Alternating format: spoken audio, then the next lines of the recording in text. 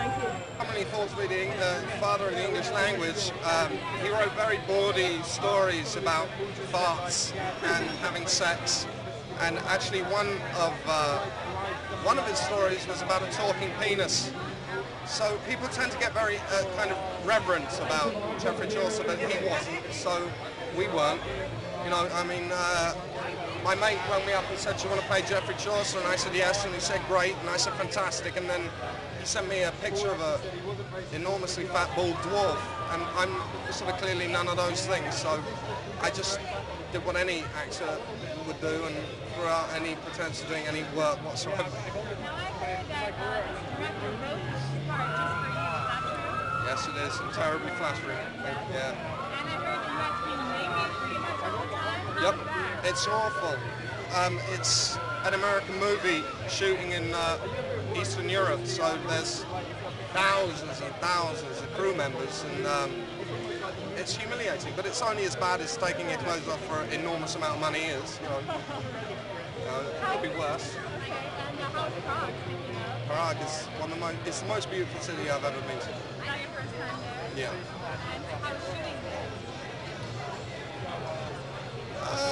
It was great. I mean, they got great beer, so I was enormously happy. It's like I say, it's the most beautiful city I've ever seen.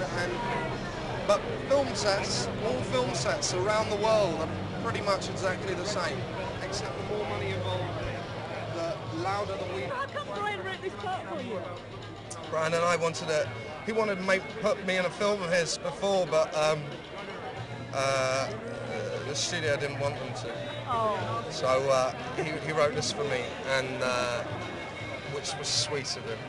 It's wasn't it? So how instrumental is Willie Chaucer in the Geoffrey Chaucer in the film? Well, it's about a knight. Well, no, it's about a peasant who's wanting to become a knight, and he's very bad at pretending to be one. And I sort of fake genealogy papers for him, and act as his herald and kind of invent a history that he doesn't have. No, I know they wouldn't let Heath do any of his own stunts or anything like that. Did he have any hairy moments? Did he do any little bits of action or anything? Oh no. No, I don't do that sort of thing. And I just stand there and talk a lot, frankly, during the whole movie. That's what I do. Listen, tell me about The Beautiful Mind. Yep. Well, it's about a man called John Nash, who was a mathematician who won the Nobel Prize for economics, and he had a very troubled, turbulent life, and Russell Crowe plays him, and I play his best friend that sort of nurses him through that time and doesn't turn his back on him. Oh, really? So how did he get on with Russell? I mean, have you forged the relationship that these two guys had in real life? And how do you do that? Well, no, it's entirely based on Dudley Moore and Peter Cook. But that's the truth. Yeah. What's it like working with Russell though? Because he's so good. Really, like it is working with most people. Just that he's playful and charming, and that's it. You know, I mean, keeps himself to himself, but does his work, and we get on really well, and you know, that's it. Is it a tough movie to do because of the subject?